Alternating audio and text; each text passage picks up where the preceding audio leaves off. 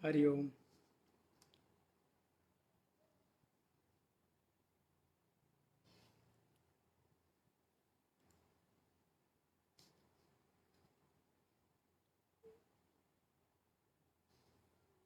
सारा ठीक आ रहा है जैन साहब?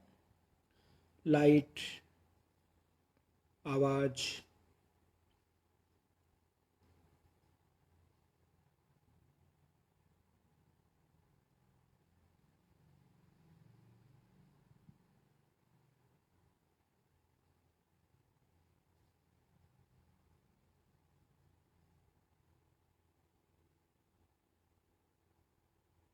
जी, ठीक है।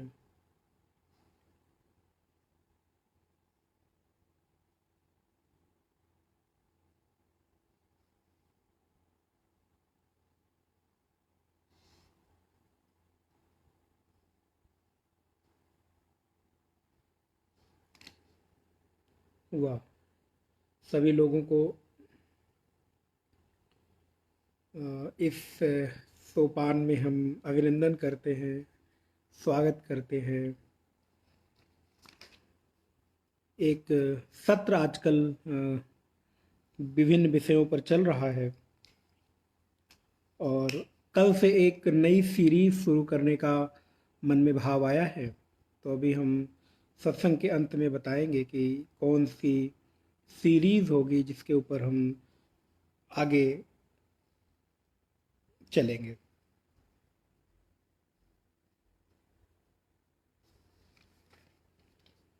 जी।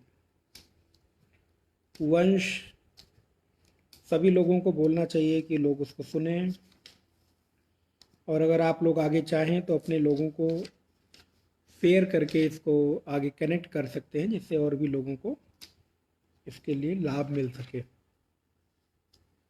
वो आपकी श्रद्धा और आपकी भावना पर निर्भर करता है। आवश्यक नहीं है, लेकिन आप चाहें तो आगे लोगों को बता सकते हैं।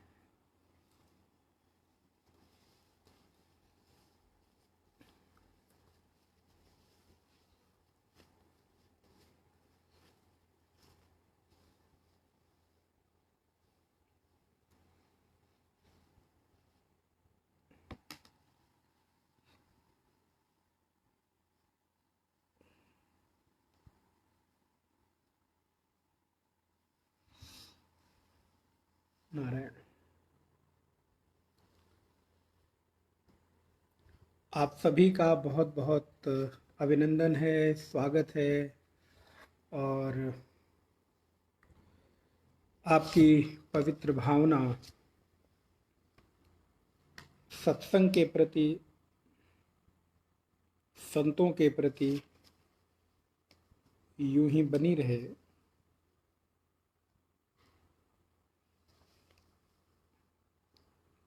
ऐसी भगवान के श्री चरणों में अभिलाषा करता हूँ, प्रार्थना करता हूँ।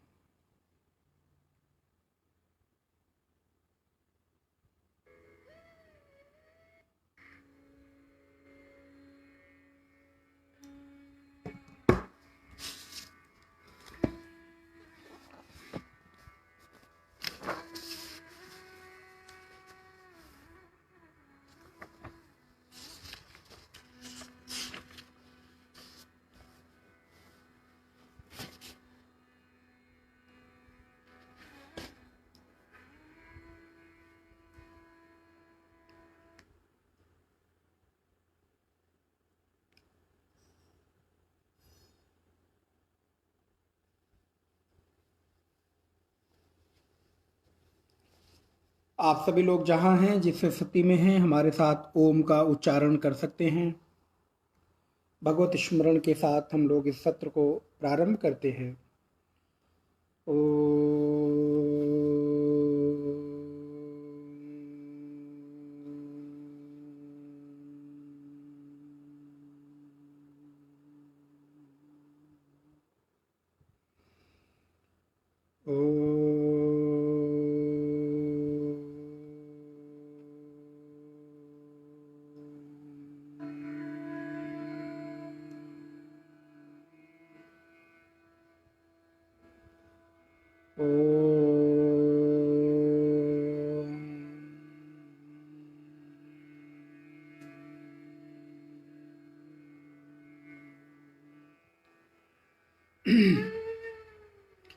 सहनाववतु सहनौ भुनक्तु सह वीर्यं करवावहै तेजस्विनावधीतमस्तु मा विद्विषावहै। ओम शांति शांति शांति। नारायणं नमस्कृत्य नरं चैव नरोत्तमं देवीं सरस्वतीं व्यासं ततो जयमुदीरयेत्। सदाशिवसमारम्भां शङ्कराचार्यमध्यमाम् अस्मदाचार्यपर्यन्तां वन्दे गुरुपरम्पराम्। नारायण। ओम। आज का विषय है भक्ति और भक्ति में सहायक अंग, भक्ति में सहायक साधन। तो सर्वप्रथम भक्ति को समझना चाहिए। भक्ति क्या है? भक्ति के सहायक अंग और उन साधनों पर विचार हो, उससे पूर्व भक्ति क्या है, भक्ति का स्वरूप क्या है और भक्ति की आवश्यकता क्या है। क्योंकि बिना आवश्यकता के, बिना जरूरत के, बिना किसी लाभ के हम अपने समय को, अपनी शक्ति को, अपनी ऊर्जा को क्यों खर्च करें, क्यों उसमें नियोजित करें। तो सर्वप्रथम, यद्यपि बहुत बार विचार हो चुका है, कई सारे लोग जानते हैं, आप सारे लोग भी प्रबुद्ध हैं, आप जानते होंगे, लेकिन थोड़ी सी कुछ दो चार बातें भक्ति के संदर्भ में चर्चा कर ली जाए। भक्ति शब्द पर विचार किया जाए। भक्ति का स्वरूप क्या है, भक्ति की प्रकृति क्या है। प्रकृति माने होता है नेचर। जैसे जल की प्रकृति है शीतलता, अग्नि की प्रकृति है उष्णता। आप दूसरी भाषा में उसको तासीर कह सकते हैं, जो आप सब लोग शायद यूज्ड होंगे। तासीर, आप कहते हैं ना अमुक पदार्थ की ये तासीर है, इसको ऐसे खाना चाहिए तो ये ठंडक देगी, ये खाएंगे तो ये गर्म करेगी, आदि आदि आदि। तो ऐसे ही भक्ति की तासीर क्या है, भक्ति की प्रकृति क्या है, भक्ति का स्वभाव क्या है, उसका नेचर क्या है। तो भक्ति का स्वभाव है, भक्ति की प्रकृति है शीतलता। भक्ति की प्रकृति है दिव्यता। भक्ति का स्वभाव है मन को कहीं गहरे ले जाकर डुबो देना। भक्ति का स्वभाव है आपकी सत्ता को गला देना। भक्ति का स्वभाव है कि व्यक्तित्व को मिटाकर और उस समष्टि परमात्मा के साथ एकाकार कर देना। ये भक्ति शब्द साहचर्य के साथ, साहचर्य शब्द शायद आपके लिए कठिन हो तो मैं बताऊंगा। भक्ति साहचर्य अर्थात साहचर्य माने समूह, मिलन। जब तक दो का मिलन ना हो, दो एक साथ न जुड़े, तब तक भक्ति संभव नहीं है। ध्यान रहे। तो जो भक्ति की तासीर है, भक्ति का स्वभाव है, वो शीतलता है, दिव्यता है, पवित्रता है। लेकिन वो कैसे, किसके साथ? तो बोले भक्ति के लिए दो का होना बहुत आवश्यक है। भक्ति किसके साथ की जा रही है, किसके लिए की जा रही है। इसलिए मैंने आपको कहा भक्ति को साहचर्य चाहिए। हिंदी में उसको हम कहेंगे साहचर्य। साहचर्य माने साथ, मिलना। इनका इनके साथ साहचर्य है, इनका इनके साथ संयोग है। तो भक्ति के लिए साहचर्य की अत्यंत आवश्यकता है। लेकिन ये जो भक्ति है, उस भक्ति में अगर हम विचार करके देखें तो नाना प्रकार के अलग अलग ग्रंथों में, अलग अलग साहित्यों में इसकी उपयोगिता को स्वीकार किया गया है। और भक्ति के जो पक्ष वाले लोग हैं उसको कहते हैं भज्यते सेव्यते पदार्थेन। इसलिए जो भक्ति शब्द है वो भज धातु से बनता है। भक्ति शब्द भज धातु से इक्त जोड़ने से भक्त शब्द बनता है। और जो भज शब्द है वो संस्कृत व्याकरण के अनुसार भज सेवायाम, ये जो धातु है वो सेवायाम, भज सेवायाम धातु से इक्तिन एक सूत्र है। आप व्याकरण को थोड़ा अगर जानते हो तो स्त्रिया इक्तिन, इस पारणी सूत्र से इसका प्रत्यय जोड़कर भक्ति शब्द बनाया जाता है। अब भज सेवायाम धातु जो शब्द है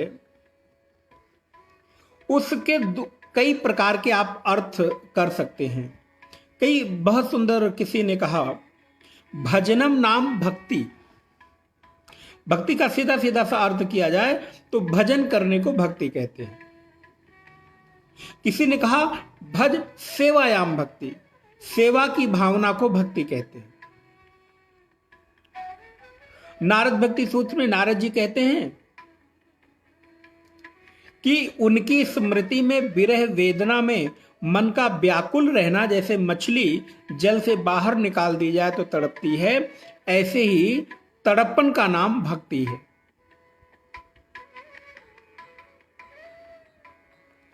अब क्या किसी भक्त की, किसी साधक की इतनी योग्यता, उसके भीतर इतना सामर्थ्य आ गया है कि वो अपने परमात्मा के विरह में एक तड़प की जो भावना है उसमें स्थित हो सके? तो मुझे तो लगता है जो भजनम नाम भक्ति है और भज सेवायाम का जो अर्थ है वो वर्तमान समय में भक्तों के लिए, साधकों के लिए भक्ति बिल्कुल सटीक बैठती है।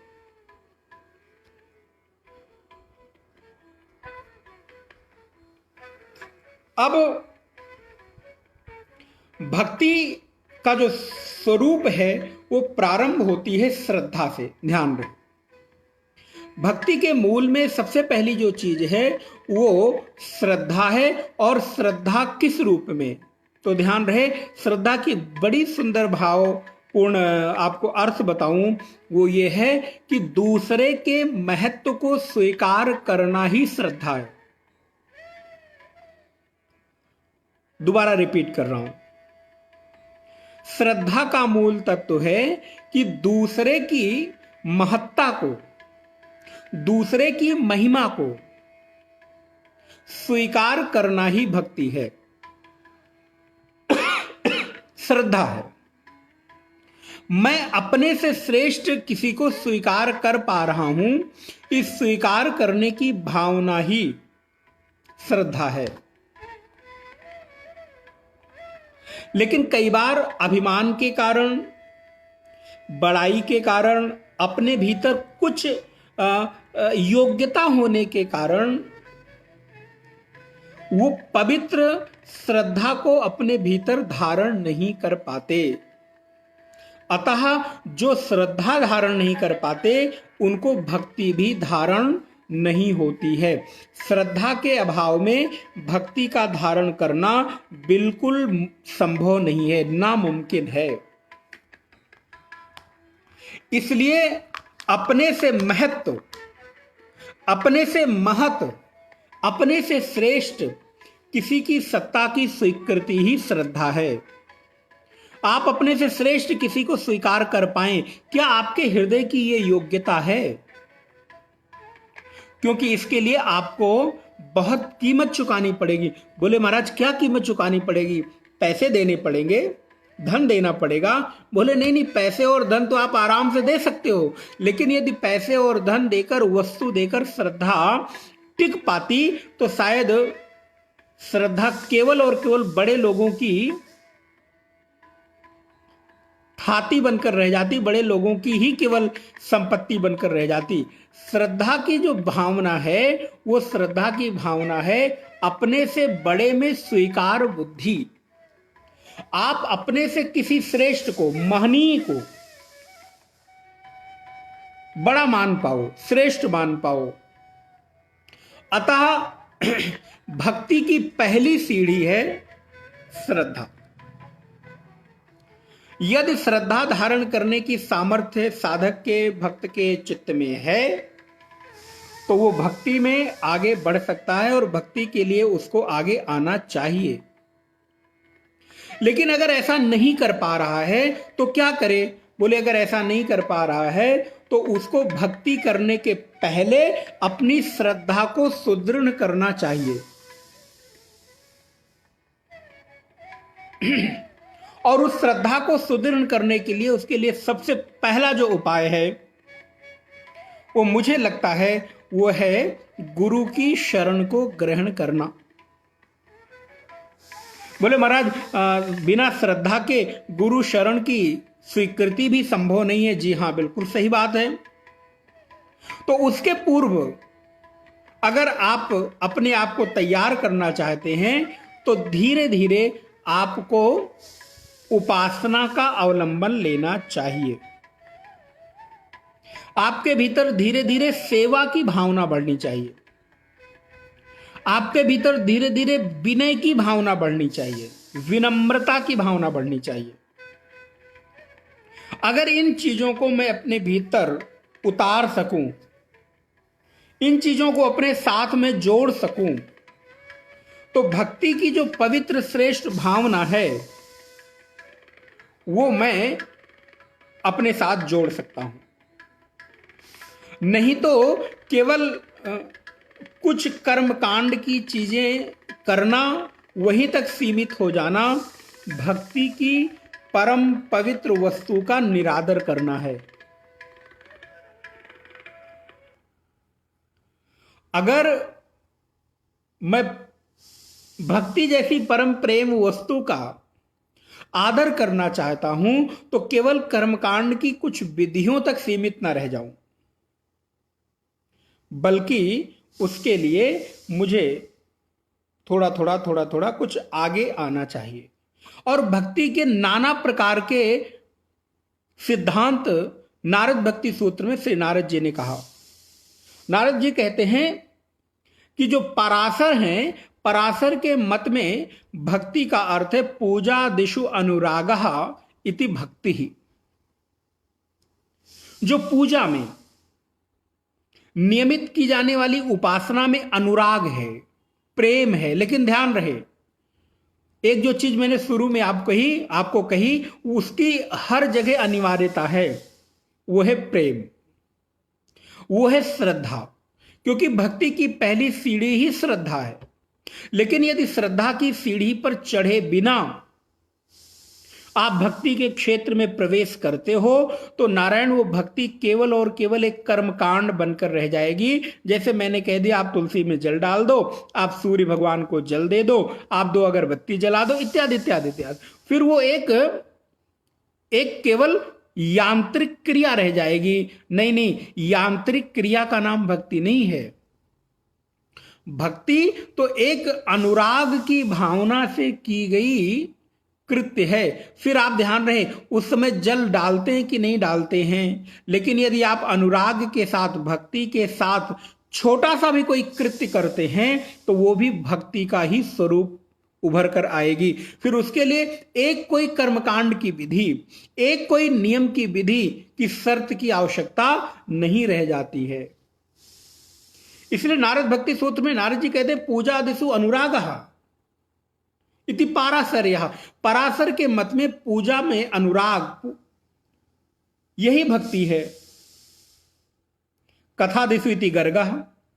और श्री गर्गाचार्य कहते हैं जो कथा है, भगवान की महिमा है, उनके नाम रूप लीला गुण और धाम है, उनके बारे में सुनते रहना, इस सुनते रहने का नाम भक्ति है। बोले महाराज कितना सुने? बोले इतना सुनो कि राम कथा जे सुनत अघाही, रस विशेष जाना तिन्ह नाही। अगर सुनते सुनते अघा गए, इसका मतलब अभी रस की उत्पत्ति नहीं हुई है। तो कितना सुनूं? बोले जाके श्रवण समुद्र समाना, कथा तुम्हारी सुभग सरि नाना। उनका जो श्रवण है, कर्णेंद्रियां हैं, उनकी जो सुनने की ये इंद्रिय है वो समुद्र की भांति हो जाए। जैसे समुद्र में नदियां जा जाके मिल के उसको भरने की कोशिश कर रही हैं, लेकिन आज तक कोई भी नदी में इतनी सामर्थ्य नहीं हुई जिसने समुद्र को भर दिया हो। समुद्र अभी भी खाली है। नदियां बहुत कोशिश कर रही हैं कि समुद्र को भर दें, लेकिन समुद्र जितना भी जल पाता है उतना जल ग्रहण करके अपने भीतर समाहित करके पुनः ऐसा लगता है कि नद अर्थात सागर खाली है। तो नदियों का प्रयास है समुद्र को भरना, लेकिन समुद्र कभी भरता नहीं। बोले ठीक उसी प्रकार मेरा ये जो श्रवण इंद्रिय है, सुनने की ये जो इंद्रिय है, कर्ण है, कर्णेंद्रिय है, ये समुद्र बन जाए और इसमें भगवान की जो कथा रूपी सरिता है, इसलिए कथा गंगा कहा जाता है, कथा सरिता कहा जाता है, कथा भागीरथी है। तो ये जो कथा सरिता है, कथा गंगा है, भागीरथी है, ये जा जाके इसको भरना तो चाहे लेकिन भर न सके। राम कथा जे सुनत अघाही, रस विशेष जाना तिन्ह नाही। तो इसलिए ये इसको भरने का प्रयास करें लेकिन भर न सके।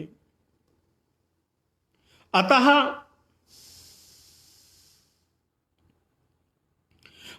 भक्ति के बीच में हमारे भीतर वो जो श्रद्धा का पुट है, प्रेम का पुट है, वो कहीं छूटने न पाए।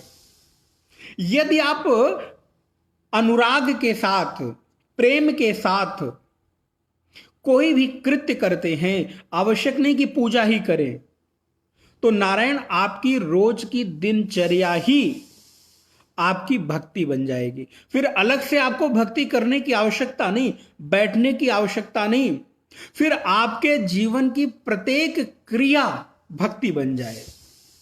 एक कोई क्रिया विशेष नहीं, एक कोई अनुष्ठान विशेष नहीं, बल्कि जीवन की सम्यक क्रिया ही, जीवन की सम्यक चेष्टा ही भक्ति बन जाए। लेकिन कब? जब वो अनुराग के सहित, प्रेम के सहित उसके साथ जुड़ जाए। इसलिए मैंने आपको निवेदन किया कि भक्ति के प्रारंभ में श्रद्धा प्रथम सीढ़ी है। श्रद्धा के अभाव में बड़े से बड़े क्रिया भी अगर आप करते हैं तो वो भक्ति की श्रेणी में तो नहीं आएगा, अर्थात आपके हृदय को तृप्ति नहीं देगा। भक्ति की श्रेणी में आए ना आए क्या फर्क पड़ता है? नहीं पड़ता है, क्योंकि उसको वो कृत्य, वो क्रिया आपके हृदय को कम से कम तृप्ति तो करे, तृप्त तो करे। इसीलिए विभिन्न प्रकार के ऋषियों ने, आचार्यों ने भक्ति के अलग अलग स्वरूप को स्वीकार किया है। इसलिए भक्ति क्या है? प्रेम ही भक्ति है, भजन ही भक्ति है। उस परमात्मा के महत स्वरूप के रस में डूबना ही भक्ति है। उस परमात्मा की जो विराटता है, उसकी जो व्यापकता है, उस परमात्मा की जो असीमता है, उस असीमता के महत वैभव को स्वीकार कर लेना ही भक्ति है। पुनः आप चाहें तो स्मरण कर लें या लिख लें। उस महान परमात्मा के विराटता को, उसके महान अस्तित्व को, उस परम चेतना के उस महत्ता को स्वीकार करना ही भक्ति है, क्योंकि उसकी स्वीकृति के बाद आपका प्रत्येक क्रिया, प्रत्येक चेष्टा स्व के लिए ना होकर पर के लिए हो जाएगी, अर्थात उस महत के लिए हो जाएगी। और उस महत के लिए की गई प्रत्येक क्रिया ही तो भक्ति है। उस महत के लिए की गई प्रत्येक चेष्टा ही तो भक्ति है।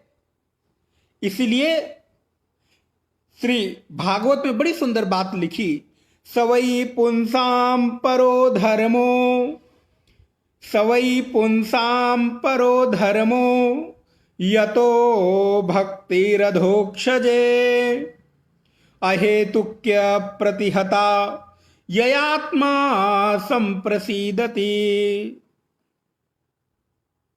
सर्वश्रेष्ठ धर्म वही है, सर्वश्रेष्ठ भावना वही है जिसमें श्री कृष्ण की स्मृति, जिसमें श्री कृष्ण की चाह, जिसमें अपने आराध्य देव की स्मृति सदा बनी रहे।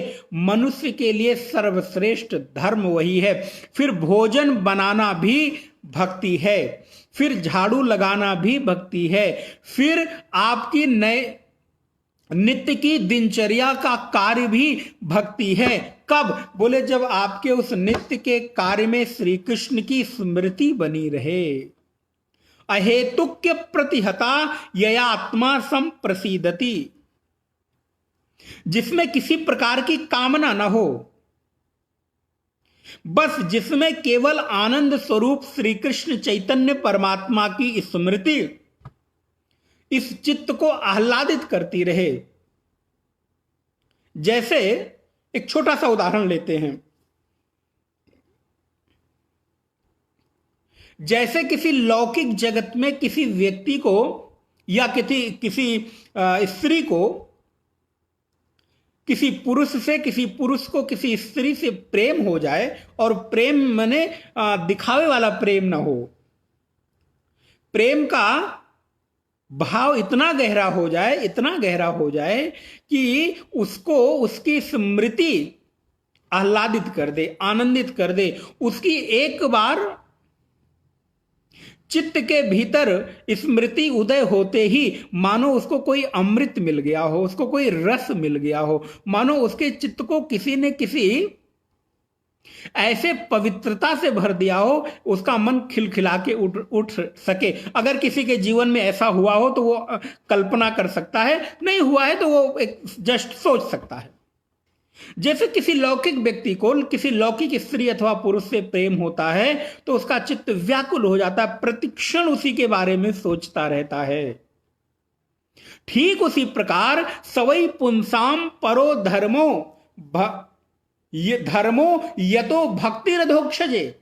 अरे परम भक्ति उस अधोक्षज परमात्मा का, कृष्ण परमात्मा का तो यही है कि सदा उसकी स्मृति इस चित्त को आह्लादित करती रहे, उसकी स्मृति एक क्षण के लिए भी विलुप्त न हो।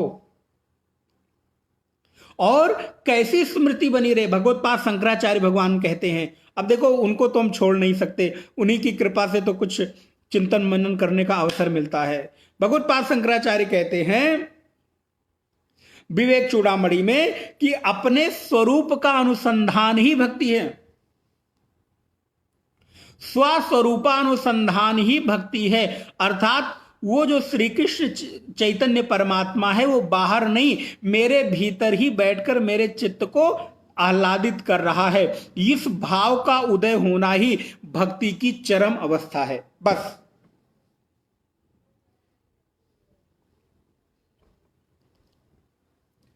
इस भाव का उदय होना ही कि वो परमात्मा जो किसी साकेत में, किसी वैकुंठ में है, होता होगा, जरूर होता होगा, मैं मना नहीं कर रहा हूं, लेकिन वो वहां होते हुए भी मेरे ही पास है, मेरा ही है, यही है, इतनी स्मृति बनी रहना ही भक्ति की वो परमावस्था है। बैठा होगा किसी बैकुंठ में, होगा होगा वहां के लोगों के लिए, लेकिन नहीं, मुझे क्या फर्क पड़ता, मुझे कोई मतलब नहीं वहां के होने से। बस मैं तो ये जानता हूं कि उसकी स्मृति मेरे चित्त को आह्लादित करती है और वो मुझे छोड़कर कभी कहीं जाता ही नहीं है। स्वस्वरूप का अनुसंधान ही भक्तिरेव गरीयसी, मोक्ष साधन सामग्र्याम भक्तिरेव गरीयसी। भगवत्पाद आज जगत गुरु शंकराचार्य भगवान कहते हैं कि भक्ति मोक्ष की समग्र सामग्रियों में श्रेष्ठ है, गरीयसी है। क्यों? क्योंकि भक्ति से चित्त पिघल जाता है। और मेरे भाई बहन ध्यान रहे, पिघला हुआ चित्त को किसी भी आकार में ढालना बड़ा आसान होता है, लेकिन अगर कोई धातु है, स्वर्ण है अथवा लौह है, अगर वो कठोर हो, बिना पिघला हुआ हो, तो उसको आकार देने में, मोड़ने में बड़ी कठिनाई होती है और संभव है कि टूट जाए फिर भी वो मुड़े नहीं। लेकिन उसी सोने को, उसी लोहे को अगर आप अग्नि में पिघला दें तो उसको मनमानी तरीके से, सहजता पूर्वक और शीघ्रता से जैसे चाहें वैसे आप आकार दे सकते हैं। ठीक इसी प्रकार इस चित्त की कठोरता को भगवान की स्मृति में गला देना और जैसे चाहे वैसे इसको आकार दे देना ही तो भक्ति का प्रथम स्वरूप है, जो मेरे परमात्मा मेरे भीतर बैठकर मुझे प्रेरित कर रहा है। उस प्रेरणा का नाम, उसकी स्मृति ही उस भक्ति की चरमावस्था का अनुभव कराती है। एक छोटी सी कहानी सुनाता हूं, बड़ी अच्छी कहानी, आपको लगेगी। अब मैं तो सुनाऊंगा तो अपनी तरफ समझ से अच्छी ही सुनाऊंगा, और आपको अच्छी लगे तो स्वीकार करिएगा, ना अच्छी लगे तो भी स्वीकार करिएगा। हाँ, स्वीकार तो करना ही पड़ेगा। अच्छा, नहीं भी करेंगे तो कोई बात नहीं, मत करिएगा। एक छोटी सी कहानी बड़ा सुंदर संदेश देती है।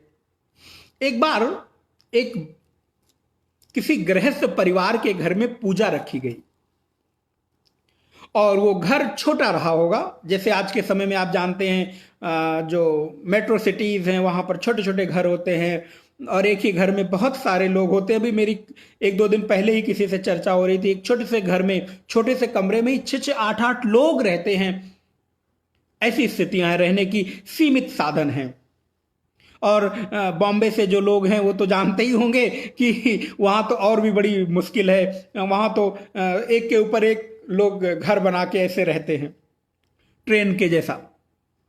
खैर, तो एक गृहस्थ परिवार के घर में पूजा रखी गई, हवन रखा गया और उसने सभी को निमंत्रित किया, अपने मित्रों को, रिश्तेदारों को। महाराज पंडित जी भी आए, पूजा प्रारंभ हो गई, रिश्तेदार भी आना शुरू हो गए। सभी लोग उस छोटे से घर में जहां जिसको जगह मिली बैठता चला गया, पूजा में सम्मिलित होते चले गए। पूजा हमें लगता है कि खत्म होने को ही होगी, तब तक एक नवयुवक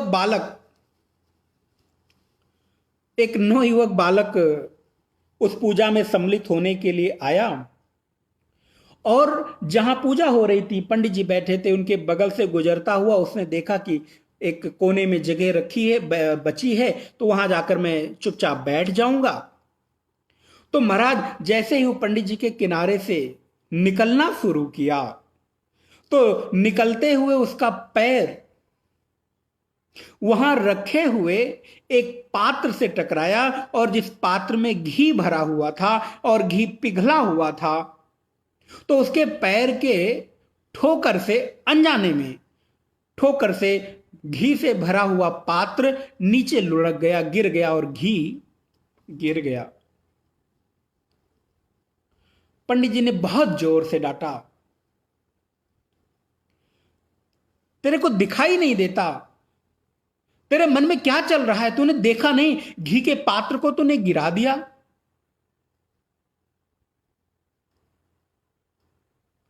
नारायण बालक सुना नहीं, पता नहीं किस भाव में खोया हुआ था, सुना नहीं, पुनः जोर से डांटा, अरे बालक तेरे को सुनाई नहीं देता? तूने भगवान के पूजा में सम्मिलित सामग्री को अशुद्ध कर दिया, अपवित्र कर दिया, और तेरे पैर की ठोकर से देख ये पूजा की सामग्री गिर गई, ये घी गिर गया, दिखाई नहीं देता। तब तक उस बालक की जो तंद्रा थी, कहीं और खोया हुआ था, वो उस तंद्रा से बाहर आया, उस स्मृति से बाहर आया। हां पंडित जी, आपने कुछ कहा क्या? अब पंडित जी को और जोर से गुस्सा आया। मैं तेरे को 2 बार कह चुका, अभी तक सुना ही नहीं दिया, तेरे को पता नहीं चला। इधर से गुजरा और गुजरते मेरे बगल में रखा हुआ पूजा का सामग्री थी, घी से भरा हुआ पात्र था, उसको तूने ठोकर मार दी, गिर गया पूजा की सामग्री, नुकसान भी हुई, अपवित्र भी हुई। कहां कहां खोया रहता है तू?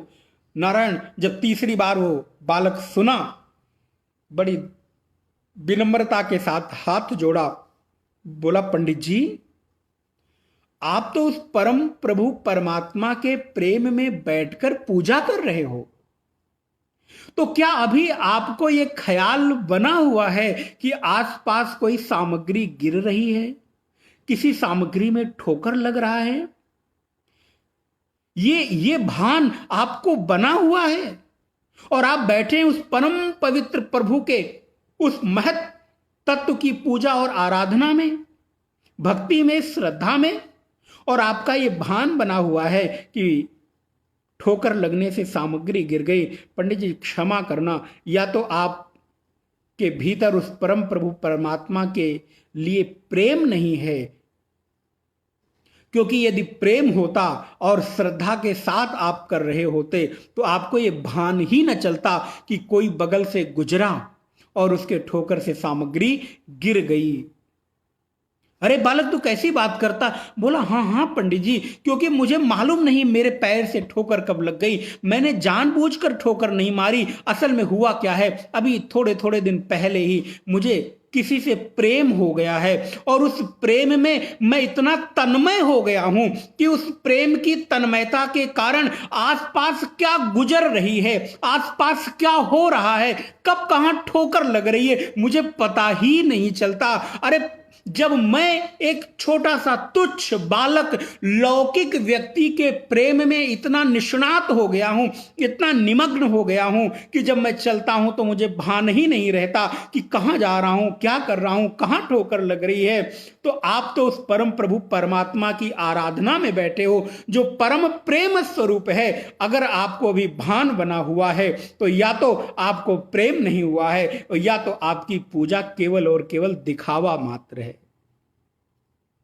आप शायद इस दृष्टांत से जो मैं कहना चाह रहा हूं आप समझ गए होंगे।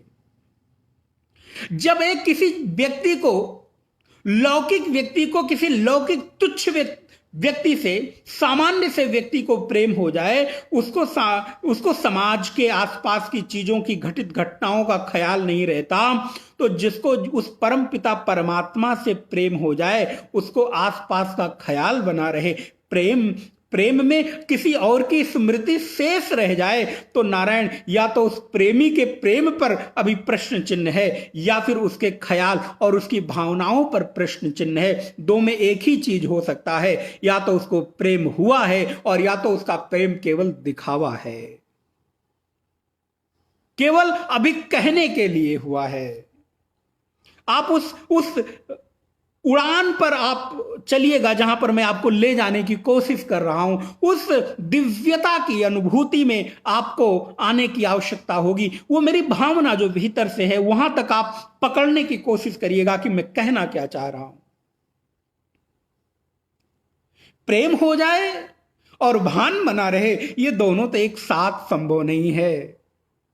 या तो प्रेम ही होगा या तो फिर संसार का भान ही होगा। मेरे भाई बहन, एक बार अगर उस परम पवित्र प्रभु परमात्मा से प्रेम हो जाए तो किसी संसारी व्यक्ति का ख्याल भान रहे, ना ना ना ना, ऐसा कभी संभव नहीं। वो तो मीरा कहती है, वृंदावन गई, महाराज वृंदावन में जो 6 गोस्वामी हैं, उन गोस्वामियों को उनको मिलना था, लेकिन उनका नियम था कि किसी स्त्री से नहीं मिलूंगा। नारायण, मीरा ने मैसेज भिजवाया, संदेश भिजवाया कि जाकर अपने स्वामी को बोलो कि मीरा तुमसे मिलना चाहती है, दर्शन करना चाहती है। सेवक ने आकर गोस्वामी जी को कहा, गोस्वामी जी के शिष्य ने आकर मीरा को कहा कि मेरे गुरुदेव किसी स्त्री से नहीं मिलते, किसी महिला से नहीं मिलते। पुनः मीरा ने कहा, जाकर अपने स्वामी को कह देना, अरे मैं तो राजस्थान से ये सुनकर आई थी कि वृंदावन में केवल एक ही पुरुष रहता है और उस एक पुरुष के अलावा ये दूसरा पुरुष कब पैदा हो गया मुझे पता नहीं चला। मैं तो उस एक पुरुष को समझकर आई थी कि वृंदावन में केवल एक पुरुष रहते हैं और तो कोई पुरुष रहता नहीं, ये दूसरा पुरुष कब से पैदा हो गया। महाराज वो संदेश जाकर जैसे ही सेवक ने अपने गुरु को सुनाया, महाराज गोस्वामी जी दौड़े चले आए, अरे ये तो मुझसे बहुत बड़ा अपराध हो गया, ये तो कोई बहुत उस पर कृष्ण का अनन्य सेवक है जिसकी दृष्टि में कृष्ण ही एकमात्र पुरुष हैं और तो केवल और केवल सारे लोग उसके सेवक हैं, दास हैं, दासियां हैं, गोपियां हैं। आकर प्रणाम किया, मीरा क्षमा करना, क्षमा करना। इस ब्रज में तो केवल एक ही पुरुष रहता है और उस पुरुष का नाम है कृष्ण। वही एकमात्र परम पुरुष है और बाकी तो उसके सारे के सारे सेवक हैं, सारे के सारे दासियां हैं, सारी की सारी गोपियां हैं जो अपने परम पुरुष परमात्मा श्री कृष्ण को रिझाने में लगी हुई हैं, अपनी वृत्तियों के साथ, अपने मनोभावनाओं के साथ। मेरे भाई बहन, प्रेम की उस भाव दशा में कृष्ण के अतिरिक्त कुछ और भान बना रहे, इसकी तो संभावना बहुत कम रह जाती है। इसलिए मैंने आपको निवेदन किया कि सबसे पहले भक्ति क्या है, उस भक्ति के भाव को समझना चाहिए। और भक्ति के जब भाव को समझेंगे तो हमारी कौन सी भक्ति की दशा चल रही है फिर यह भी समझ में आएगा, क्योंकि भक्तों के भी कृष्ण ने 4 प्रकार बताए हैं। गीता में कृष्ण कहते हैं अर्थार्थी, आर्त, जिज्ञासु और ज्ञानी।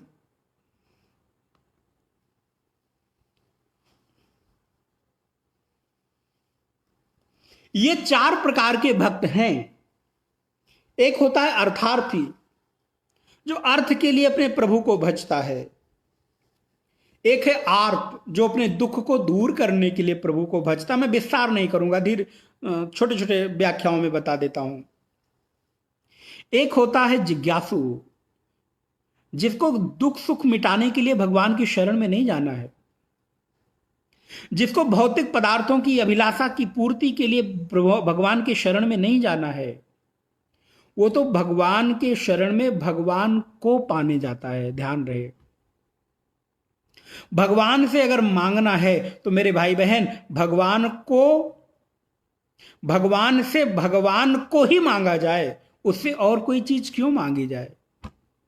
अगर मांगने की स्थिति बने और वो दे आपको इतना विश्वास हो जाए किसी दिन, तो भगवान से भगवान को मांगना, इससे बड़ी और कोई चीज हो नहीं सकती। और क्या मांगोगे, क्योंकि जो आपके प्रारब्ध में है आपको मिलकर रहेगा। दुनिया लाख चाह ले, आपको जो मिलना है वो मिलके ही रहेगा। इसलिए जब भी कोई अवसर मिले तो भगवान से भगवान को मांगा जाए, भगवान से संसार की कोई चीज न मांगी जाए। क्योंकि मेरे मांगने की जो सीमा है बड़ी अल्प है, लेकिन देने की सीमा अनंत है। इसलिए अनंत से अल्प नहीं, अनंत से अनंत को मांगो। अनंत से अल्प को मांगा तो ये कौन सी बड़ी बात हुई, उसके लिए कौन सी बहुत बड़ी चीज है संसार की चीजें देना। अरे मेरे भाई बहन, अनंत को, असीम को, अनंत को अनंत में ही मांगा जाए, अनंत रूप में मांगा जाए, यही तो मांगने की सार्थकता है। इसलिए 4 प्रकार के भक्त हैं, अर्थार्थी हैं, आर्त हैं, ये दोनों तो आप जानते हैं। एक जिज्ञासु है, जो भगवान से भगवान को मांगता है, भगवान से कुछ नहीं मांगता, भगवान से केवल भगवान को ही मांगता है। भगवान मुझे आपसे ये चाहिए, ऐसा नहीं, भगवान मुझे आपसे आप ही चाहिए। जैसे मनु शतरूपा ने मांगा, मुझे पुत्र चाहिए, कैसा? आप जैसा चाहिए। भगवान ने कहा, मैं मेरे जैसा दूसरा कहां से लाऊं, तो चलो मैं ही पुत्र बनकर आता हूं। असल में मांगना हो सुतीक्ष्ण जैसा मांगो। सुतीक्ष्ण कहता है मानस में, अस अभिमान जाई नहीं भोरे, मैं सेवक रघुपति पति मोरे। अरे भाई, अभिमान भी करना हो तो मैं स्वामी का सेवक हूं, मैं शिष्य हूं, इस बात का अभिमान होना चाहिए। और ध्यान रहे, शिष्य को शिष्य होने का जो गौरव है, उसका अभिमान है, वो बने रहना चाहिए। इसमें उसकी बड़प्पन है, इसमें उसकी बड़ाई है। सुतीक्ष्ण कहते हैं, मुझे इस बात का अभिमान है कि प्रभु आप मेरे स्वामी हो और मैं आपका सेवक हूं, और आप मुझ पर कृपा करो। मुझको ये भान बना रहे, मैं इस बात को कभी ना भूलूं कि आप मेरे स्वामी और मैं आपका सेवक हूं। अभिमान करना हो तो सेवक होने का अभिमान करो, सात्विक अभिमान, जय विजय जैसा अभिमान नहीं। कैसा अभिमान करो कि परमात्मा मैं आपकी शरण में हमेशा बना रहूं और आप मेरे हो, ये बात हमेशा मेरे चित्त में मुझे बनी रहे। इससे बड़ी उपलब्धि और जीवन की क्या होगी। इसलिए भक्ति क्या है, मैंने सूक्ष्म रूप से बताया। भक्त कितने प्रकार के हैं और अब भक्ति के किन किन उपायों के माध्यम से हम अपने जीवन में उस सात्विकता को ला सकते हैं। आप सब लोग जानते हैं 9 प्रकार की भक्ति बड़ी प्रसिद्ध है। श्रवणम कीर्तनम विष्णु, भागवत का श्लोक है। श्रवणम कीर्तनम विष्णु स्मरणम पाद सेवनम अर्चनम वंदनम दास्यम सख्यो आत्मनिवेदनम। ये भागवत के 7वें स्कंद का 5वें अध्याय का 23वां श्लोक है। 7:5-23, 7:5-23। बड़ी सुंदर बात वहां पर आई। 9 प्रकार की भक्ति, श्रवणम कीर्तनम विष्णु स्मरणम पाद सेवन। विष्णु सबके साथ जाएगा। विष्णु श्रवणम, किसके बारे में श्रवण करूं? विष्णु के बारे में। विष्णु का तात्पर्य मेरे आराध्य देव के बारे में, मेरे जो स्वामी हैं उनके बारे में। तो श्रवणम कीर्तनम विष्णु स्मरणम पाद सेवनम अर्चनम बंदनम दास्यम सख्यम आत्मनिवेदनम। ये 9 प्रकार की भक्ति भागवत में, और इसी को बाबा तुलसी कहते हैं। अरण्य कांड में बड़ी सुंदर चर्चा है। प्रथम भगति संतन कर संगा, शायद 35 नंबर दोहे के आसपास, 33 या 35 नंबर दोहे के आसपास की लाइन है। प्रथम भगति संतन कर संगा, दूसर रति मम कथा प्रसंगा। गुरुपद पंकज सेवा, तीसरी भगति अमान, चौथी भगति मम गुण गण, करहि कपट तजिगान। मंत्र जाप मम दृढ़ विश्वासा, पंचम भजन सुवेद प्रकाशा। छठदम शील विरति बहु कर्मा, निरत निरंतर सज्जन धर्मा। सातव सम मोहि मैं जग देखा, मोते संत अधिक करि लेखा। आठों जथा लाभ संतोषा, सपन्यों नहीं देखहि पर दोषा। नवम सरल सन सब क्षलहीना, मम भरोस ही हरस न दीना। नवमहु एकहु जिनके होई, बहुत सुंदर। नवमहु एकहु जिनके होई, नारी पुरुष सचराचर कोई। यहां पर उस बात को खंडित कर दिया गया कि भक्ति में किसका अधिकार है, स्त्री का कि पुरुष का। बड़ा विवाद करते हैं लोग।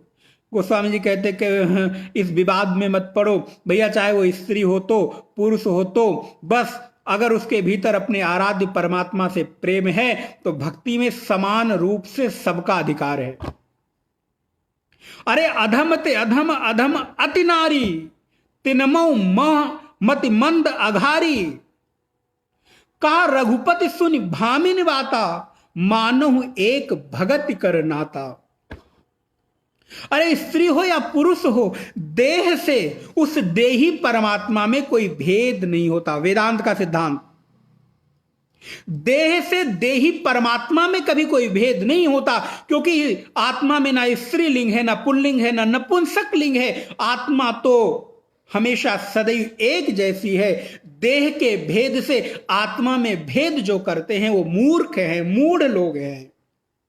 इसलिए भक्ति में समान रूप से सबका अधिकार है, चाहे वो स्त्री हो, पुरुष हो, ब्राह्मण हो, क्षत्रिय हो, वैश्य हो, चतुर्थ जाति हो, किसी भी जाति में हो, किसी भी कुल में हो, किसी भी संप्रदाय में हो, किसी भी वर्ण व्यवस्था में हो,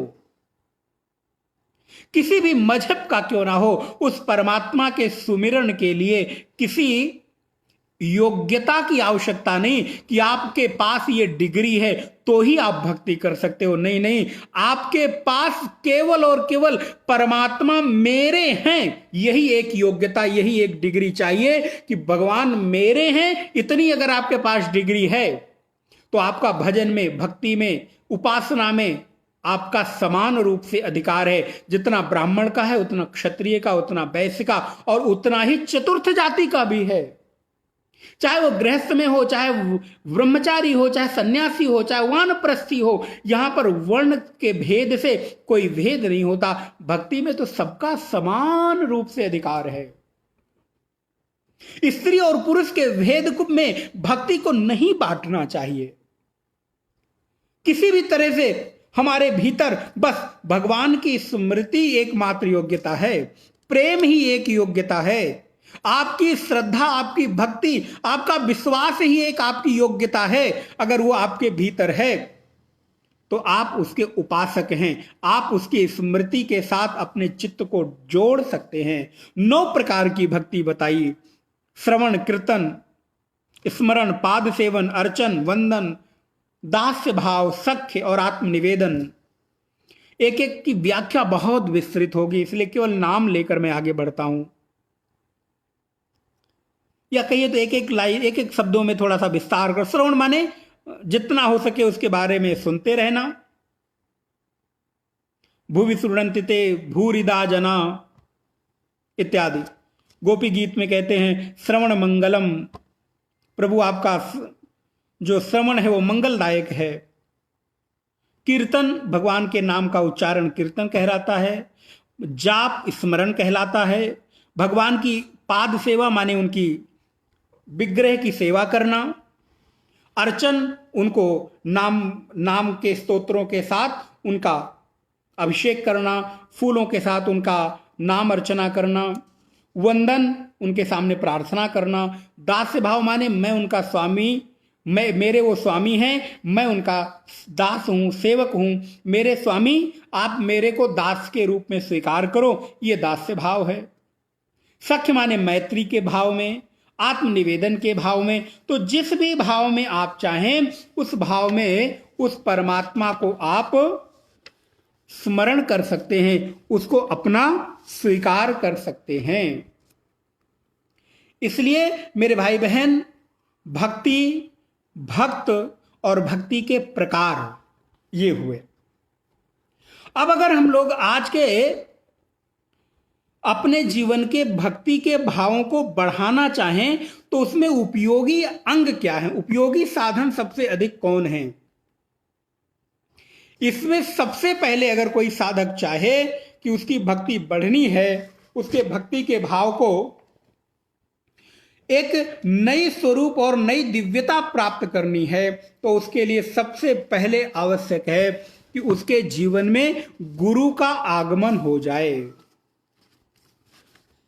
भक्ति के सहायक अंगों में, भक्ति की प्राप्ति में गुरु की उपस्थिति, गुरु की सन्निधि और गुरु का जीवन में आगमन एक बहुत बड़ा हमारे जीवन में अवलंबन है।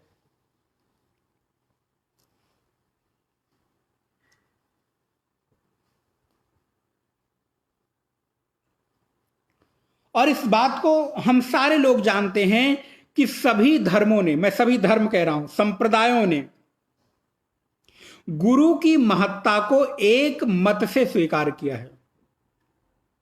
कई बार लोगों ने भगवान को स्वीकार किया, ईश्वर की सत्ता को स्वीकार किया या नहीं किया पता नहीं, मतभेद है, लेकिन गुरु की सत्ता को सभी ने एक मत से स्वीकार किया। विचार करिएगा,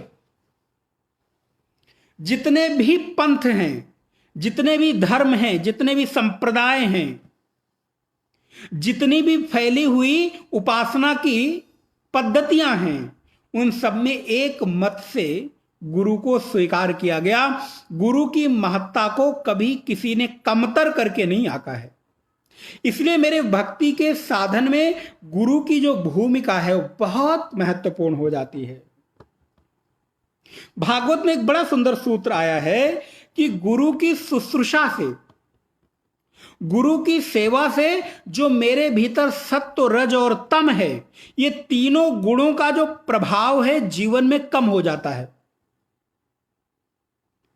क्योंकि व्यक्ति के जीवन में ये तीनों गुण ही बाधक हैं। बोले महाराज सत्व गुण ही बाधक है? जी हां, एक समय आने पर सत्व गुण भी बाधक हो जाता है। इसलिए जो साधक है, भक्त है, वो तमोगुण से रजोगुण, रजोगुण से सत्वगुण और सत्वगुण से भी उसको बाहर निकलना है। सत्वगुण तक भी स्थित नहीं रह जाना कि अब मैं सत्वगुणी हो गया, बस बस बहुत बड़ी उपलब्धि हो गई। हां, सत्वगुणी हो जाना बहुत बड़ी उपलब्धि है, लेकिन अंतिम उपलब्धि नहीं है। इसलिए श्रीमद् भागवत में बड़ी सुंदर बात, बड़ा सुंदर श्लोक लिखा भागवत के 7वें स्कंध में, गुरु शुश्रूषया भक्त्या सर्वलब्धार्पणेन च संगेन साधु भक्तानाम ईश्वर आराधनेन च श्रद्धया तत्कथायां च कीर्तनै गुणकर्मणाम तत्पादाम्बुरुहग्नदात् तन्निक्षेहण आदिभिः। श्री भागवतकार कहते हैं कि जो गुरु शुश्रूषा है, गुरु के साथ की गई जो सेवा है, वो आपको सतोगुण, रजोगुण और तमोगुण, इन तीनों से भी आपको आगे ले जा सकती है। इनकी जो बाधा है उससे आपको निजात दिला सकती है। आप इन तीनों गुणों से विजयी हो सकते हो। सरलता के साथ यदि आप तीनों गुणों पर विजय प्राप्त करना चाहते हो तो गुरु शुश्रूषा में लग जाओ। यदि आप तमोगुणी हो तो गुरु के भौतिक सेवा में लगो, ध्यान रहे। यदि आप तमोगुणी हैं तो गुरु की भौतिक सेवा में लगे। यदि आप, भौतिक सेवा से बहुत सारी चीजें हो सकती हैं, अब आप उसको विस्तार करिएगा। भौतिक सेवा का तात्पर्य है आश्रम में आप जाएं तो आश्रम की व्यवस्था को देखें, गुरु को फूल लाकर दें, उनके लिए सुंदर वस्त्रों की व्यवस्था करके रखें, आप पूजा की सामग्री ठीक रखें, इत्यादि इत्यादि इत्यादि। और अगर आप राजसिक हैं तो सतोगुण में आने के लिए गुरु के द्वारा बताई हुई उपासना पद्धति को बैठकर करें तो आप रजोगुण से सतोगुण हो जाएंगे। सेवा करेंगे तो तमोगुणी से सतोगुणी, तमोगुणी से रजोगुणी। और यदि उनकी बताई उपासना विधि का पालन करेंगे, मंत्र का जाप करेंगे, स्वाध्याय करेंगे तो रजोगुणी से सतोगुणी हो जाएंगे। और यदि गुरु के द्वारा उपदेशित जो ब्रह्मात्मैक्य बोध वाला उपदेश है, जहां ब्रह्म और जीव के एकत्व के बोध की बात बताई गई है, अगर उस उपासना विधि को आप बैठकर ध्यान के द्वारा अपने जीवन में उतारेंगे तो आप धीरे धीरे सतोगुण से भी पार पाकर आप निर्गुण हो जाएंगे। फिर आपके जीवन में गुण हावी नहीं होगा, गुण प्रभावी नहीं होगा। क्योंकि जो तमोगुणी व्यक्ति है उसको सेवा कार्य करने के लिए दिया जाता है, अमुक कर लो, अमुक कर लो, ये कार्य कर लो, आश्रम में व्यवस्था में सहभागिता सुनिश्चित करे। गुरु के लिए अगर उसकी कोई उपयोगिता सिद्ध हो सकती है तो वहां पर अपनी उपयोगिता सिद्ध करे।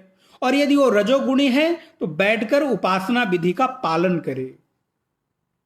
और यदि वो उपासना विधि का पालन करके सत्व गुण में प्रतिष्ठित हो गया है तो सतोगुणी व्यक्ति बैठकर ध्यान और समाधि की अवस्था में उस ब्रह्मात्मैक्य बोध के चिंतन के द्वारा अपने जीवन के भीतर ब्रह्म और जीव के एकत्व पर चिंतन करे।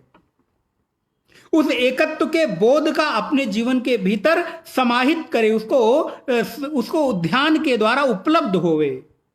तो धीरे धीरे वो गुणों से निर्गुणता की ओर बढ़ने लगेगा मेरे भाई बहन। इसलिए जो सत्संग में सबसे पहला भक्ति में जो सबसे पहला सहयोगी माध्यम है, साधन है, वो है गुरु। और गुरु शुश्रूषा, गुरु की सेवा, गुरु की सन्निधि, गुरु के सन्निकट बैठना, यह भी एक बहुत बड़ी आपके जीवन में सतोगुण लाने का उपाय है, माध्यम है। कुछ मत करो, अवसर मिले तो 1 घंटे आधे घंटे मौन होकर बैठ जाओ।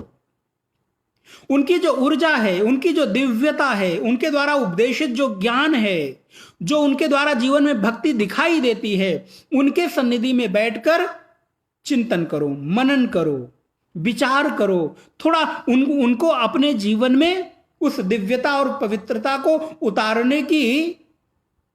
उतारने की प्रक्रिया में आप उतर जाओ। इसलिए सारे के सारे संतों ने, सारे के सारे धर्मों ने, मतों ने एक मत से संतों को और गुरुओं को स्वीकार किया है, गुरु की महिमा को स्वीकार किया है।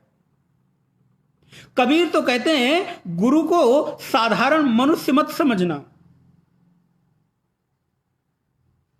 गुरु को साधारण मनुष्य समझकर यदि तुम अपने ही जैसा एक व्यक्ति मान लोगे तो उसके भीतर जो अनंतता की संभावना बन सकती थी आपके लिए, उससे वंचित रह जाओगे, छूट जाओगे। कबीर कहते हैं, और गुरु भी मिलते हैं तो गोविंद की कृपा से ही मिलते मेरे भाई बहन। कहा कबीर भूल्यो कहां, बड़ी सुंदर एक साखी लिखते हैं कबीर। कहा कबीर भूल्यो कहां, कहां कहां ढूंढत डोले। कहते हैं मैं गुरु को कहां कहां ढूंढने के लिए डोलूं, कहां कहां जाऊं, डोलना माने घूमूं, कहां कहां देखूं। कहा कबीर भूल्यो कहां कहां ढूंढत डोले, बिनु सतगुरु नहीं पाइए घट ही में बोले। बिना गुरु कृपा से जो मेरे ही घट में बैठा है वो मिल जाए इसकी संभावना नहीं है, क्योंकि गुरु आपको कहीं बाहर से लाकर कुछ नहीं देते, आपके भीतर ही बैठा हुआ जो है उसको प्रकट कर देते हैं। कबीर कहते हैं भली भई जो गुरु मिले, ध्यान देना मेरे भाई बहन, भली भई जो गुरु मिले नहीं तर होती हानि। कितना अच्छा हुआ कि गुरु मिल गए, नहीं तो मेरे जीवन में कितनी बड़ी हानि हो जाती है। जिसे केनोपनिषद में भगवती श्रुति कहती हैं, जिसने इस तत्व को नहीं जाना उसने महती विनष्टि, उसने अपना बहुत बड़ा नुकसान कर लिया। कबीर कहते हैं भली भई जो गुरु मिले नहीं तर होती हानि, दीपक ज्योति पतंग ज्यों पड़ता पूरी जानी। अरे अच्छा भला हुआ कि गुरु मिल गए, सदगुरु मिल गए, नहीं तो मेरे जीवन में कितनी हानि हो जाती। नहीं मिलते तो क्या होता, बोले कबीर सदगुरु ना मिला रही अधूरी सीख, स्वांग जति का पहिर कर घर घर मांगे भीख। बड़ा कड़ा प्रहार है। बोले यदि समर्थ गुरु न मिले तो कई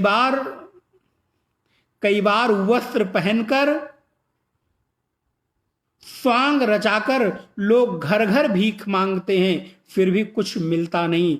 अर्थात यदि समर्थ गुरु आपको न मिले तो आप दर दर भटकते रहोगे। भक्ति मिल जाए, ज्ञान मिल जाए, वैराग्य मिल जाए, आपको नहीं मिलेगा। समर्थ गुरु के, मैं बार बार समर्थ गुरु शब्द लगा रहा हूं। समर्थ गुरु का तात्पर्य है जो आपको शास्त्रों से, व्यवहारिक परिचय से, अपने जीवन के दिनचर्या से, अपने जीवन की उस साधना पद्धति से आपके भीतर भक्ति, ज्ञान और वैराग्य की त्रिवेणी को प्रवाहित करने में समर्थ हो, उसी को समर्थ गुरु कहते हैं। नहीं तो दर दर भटकते रहोगे, कहीं कुछ हाथ न लगेगा। बड़ी सुंदर बात कहते हैं, कबीर सतगुरु ना मिला रही अधूरी सीख, स्वांग जति का पहिर कर, मैं साधक हूं, यति हूं, ये स्वांग घर घर मांगे भीख। अरे भाई, आज इनके द्वार भटक लो, कल उनके द्वार भटक लो, परसों उनके द्वार। अरे आज इनको गुरु बनाया, इनमें तो कुछ दम नहीं है, क्या करें? बोले अब गुरु बदल देते हैं। उनको गुरु बनाया तो बोले अब क्या करें, इनमें कुछ नहीं, उनको बना लेते हैं। बोले ऐसे दर दर भीख मांगते रहोगे, लेकिन आपको कहीं ठौर न मिलेगी। इसलिए मेरे भाई बहन, गुरु न मानो, गुरु को साधारण मनुष्य मत समझना। गुरु का महत्व सभी लोगों ने एक मत से स्वीकारा है। आप उठाकर साहित्य देख लें, आप उठाकर अन्य नाना प्रकार के ग्रंथों को देख लें। हे सदगुरु, मैं तेरी बलिहार जाता हूं। क्यों? क्योंकि तूने मेरे सारे भ्रम काट दिए। आप सोचो, संसार में एक व्यक्ति कोई आपको कोई एक चीज छोटी सी दे देता है, एक छोटी सी जिज्ञासा का समाधान कर देता है, आप जीवन बलिहार कर देते हो। लेकिन गुरु ने क्या किया? बोले गुरु ने हमारे जीवन के भ्रम को नाश कर दिया, काट दिया। मैं बलि बलि जाऊं, कितनी आपके चरणों में मैं आभार व्यक्त करूं। गुरुदेव, शब्द नहीं है। क्यों? क्योंकि आपने इस अज्ञानता भरे जीवन में ज्ञान का प्रकाश जो प्रकाशित कर दिया है। बलि बलि जाऊं, बलिहारी जाऊं। आपने अज्ञानता को नाश करके मुझे ज्ञान के प्रकाश का मार्ग दिखा दिया। इसलिए ऐसी भावना जो गुरु संगति है, गुरु की सन्निधि है, वो आपकी भक्ति में सहायक है।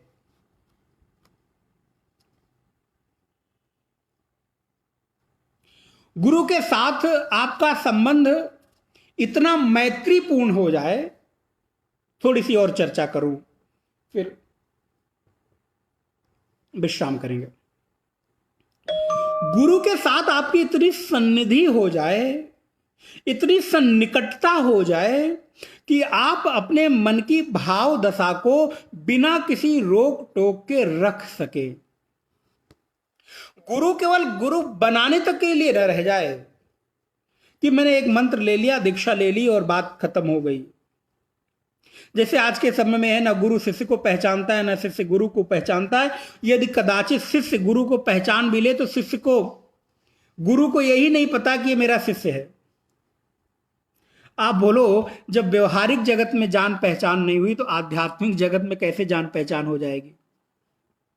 इसलिए गुरु का संबंध कैसे हो? गुरु का संबंध मैत्रीपूर्ण भाव से हो। गीता में चलिएगा, अर्जुन अभी तक कृष्ण को केवल गुरु मानता रहा। अर्जुन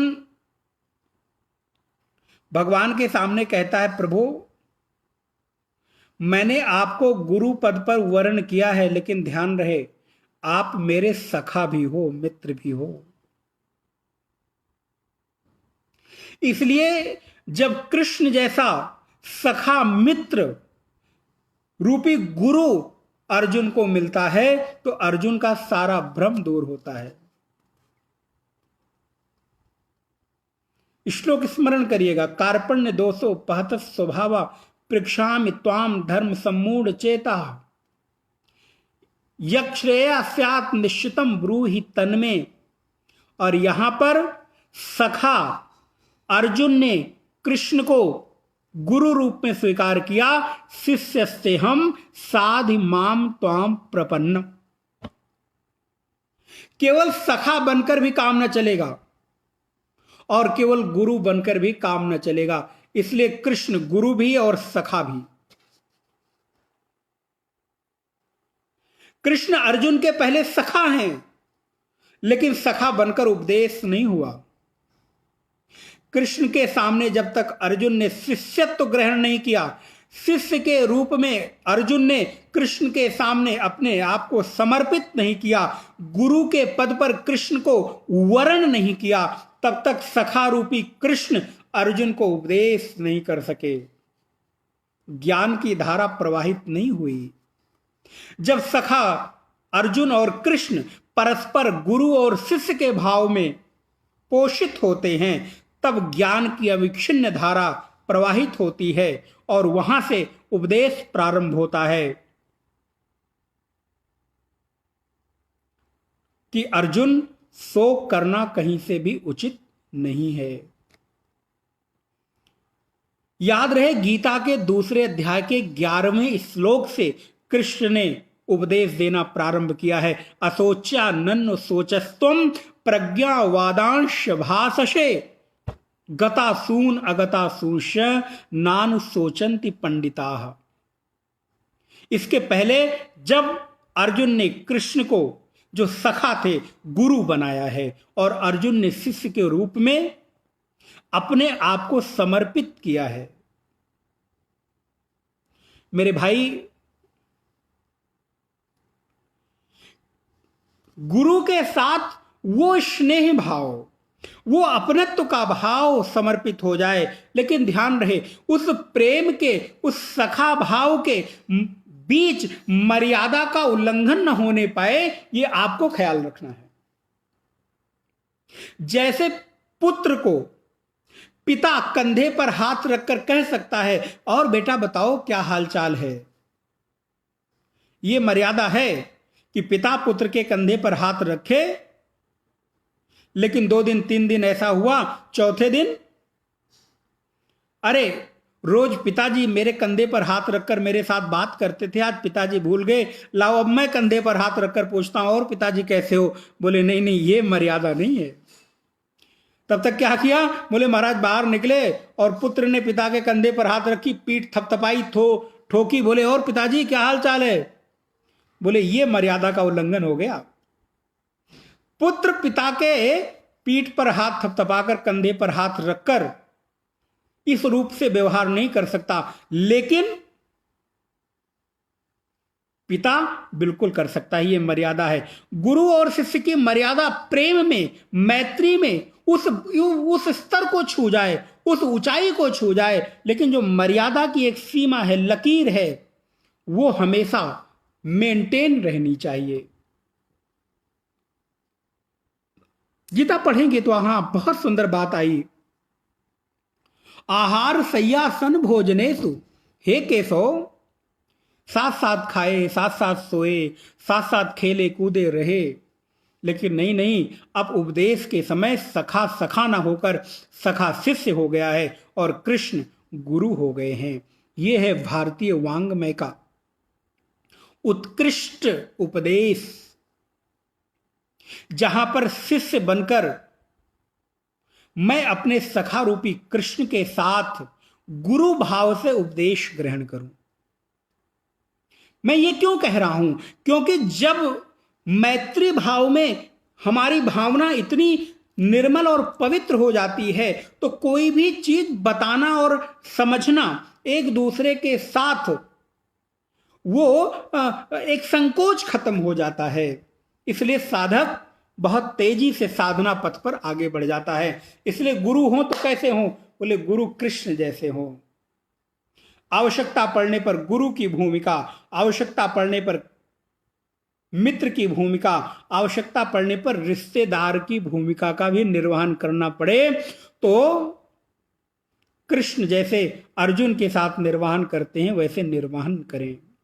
आवश्यकता पड़े तो जीवन की जो बागडोर है, सारथी बनकर उस लगाम को भी जीवन में खींच सकें, और जरूरत पड़े तो उस लगाम को थोड़ा खुला भी छोड़ सकें, थोड़ा हल्का हल्का भी कर सकें।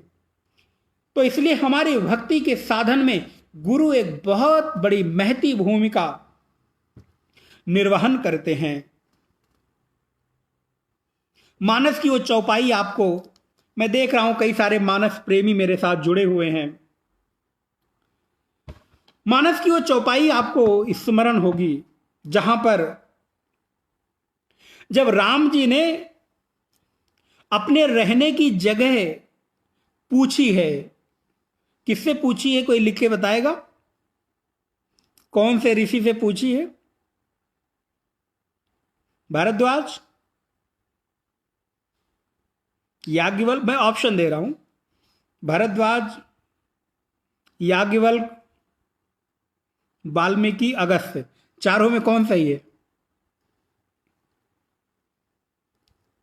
तो जब आप कहिएगा, मैं अभी बताऊंगा। तो जब राम जी ने अपने रहने की जगह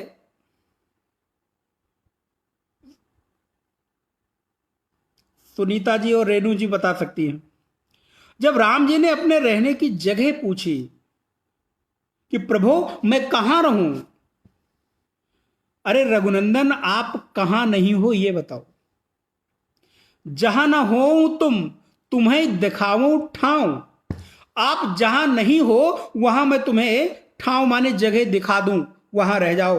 आप तो अंतर्यामी परमात्मा सबके हृदय में, समष्टि के कण कण में निवास करते हो। जी, वाल्मीकि जी से थैंक यू मेहता जी। तो वाल्मीकि जी कहते हैं रघुनंदन आप कहां नहीं हो जो मैं तुम्हें मार्ग रास्ता दिखाऊं। बोले नहीं नहीं, फिर भी व्यवहारिक रूप से मुझे रहने की जगह बताओ। श्री वाल्मीकि कहते हैं राम मैं तुम्हें एक जगह थोड़ा बता सकता हूं। और बड़ी सुंदर वो पंक्ति गोस्वामी जी लिखते हैं, मुझे बड़ा पसंद है। दोहा है, जाई न चाहिए कबहू कछु, जाई न चाहिए कबहू कछु, तुम सन सहज स्नेह, बसहु निरंतर तास उर, सोराउर निज गेह। अरे राम वहां निवास करो जिसको कुछ नहीं चाहिए, जिसका घर बिल्कुल खाली है। राम तुम वहां बसो, तिनके मन मंदिर बसहूं सिय रघुनंदन दो।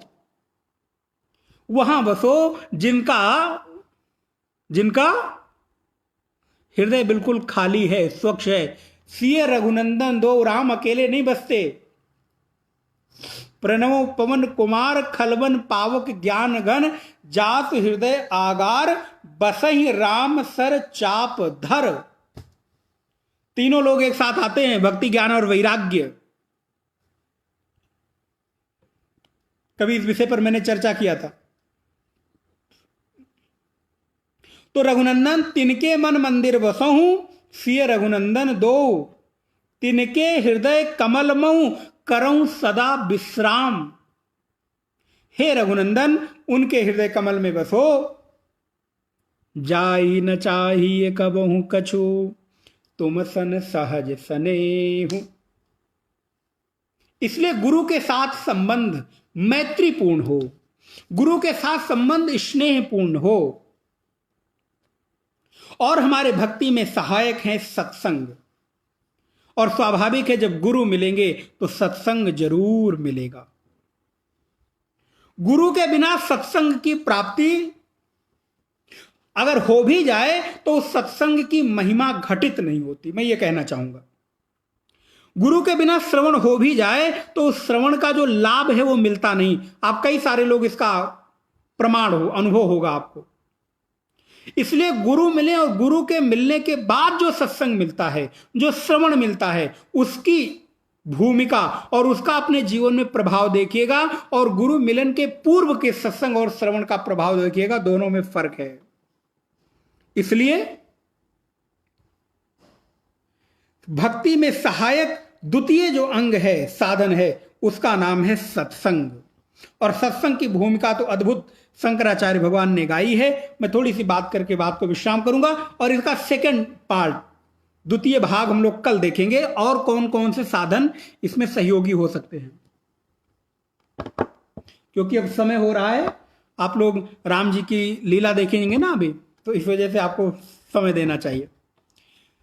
भगवत्पाद भज गोविंदम में कहते हैं, सत्संगत्वे निस्संगत्वम, निस्संगत्वे निर्मोहत्वम, निर्मोहत्वे निश्चल तत्वम, निश्चल तत्वे जीवन मुक्ति। भज गोविंदम भज गोविंदम, गोविंदम भज मूढ़मते, गोविंदम भज मूढ़मते। सत्संग की महिमा क्या है? बोले सत्संग मिलेगा तो विवेक होगा। बिनु सत्संग न हरि कथा, रामचरितमानस। बिनु सत्संग न हरि कथा, तेहि बिनु मोह न भाग। और मोह गए बिनु राम पद, होहि न दृढ़ अनुराग। बिनु सत्संग विवेक न होई, और राम कृपा बिनु सुलभ न सोई। सत्संग की महिमा तो अद्भुत गाई कि बिनु सत्संग, ये दोहा बड़ी दिन बाद आज मुझे याद आया। बिनु सत्संग न हरि कथा, बिना सत्संग के हरि कथा नहीं। और ते बिनु मोह न भाग, मानो भज गोविंदम के सत्संगत्व निस्संगत्वम का ये ट्रांसलेशन हो। मोह गए बिनु राम पद, होई न दृढ़ अनुराग। बिनु सत्संग न हरि कथा, बिना सत्संग के हरि कथा श्रवण नहीं मिलता।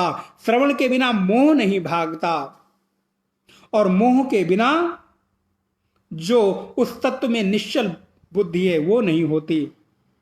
मोह गए बिनु राम पद, होई न दृढ़ अनुराग, वो अनुराग नहीं होता। इसलिए दूसरा जो सशक्त साधन है भक्ति को बढ़ाना है, तो सत्संग करिए, श्रवण करिए।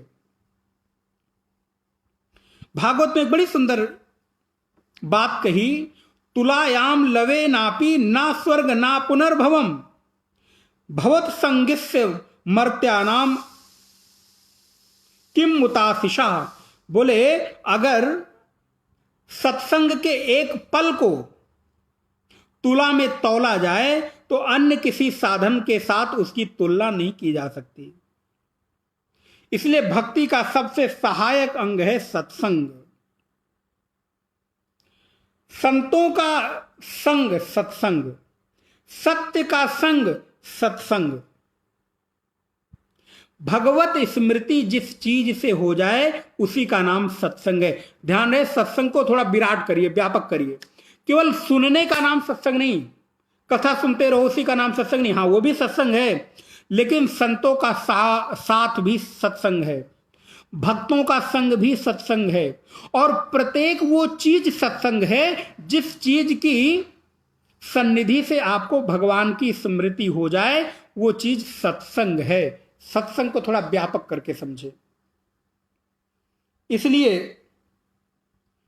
कबीर संगति साधु की कदे न निष्फल होई, कबीर संगति साधु की कदे न निष्फल होई।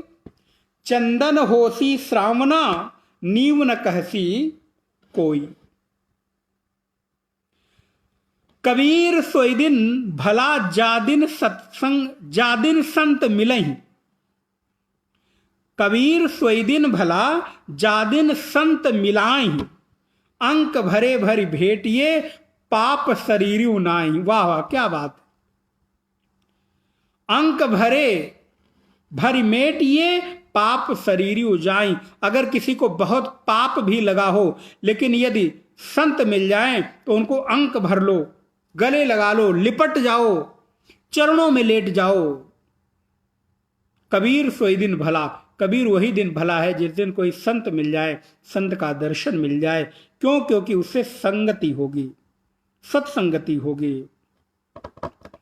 मुद मंगल में संत समाजू, जो जग जंगम तीर्थ राजू। जैसे तीर्थराज प्रयाग में गंगा यमुना और सरस्वती के पावन तट पर जाकर लोगों को संगम में सुखद अनुभूति होती है, वैसे ही संत के मिलने से भी संगम की अनुभूति होनी चाहिए।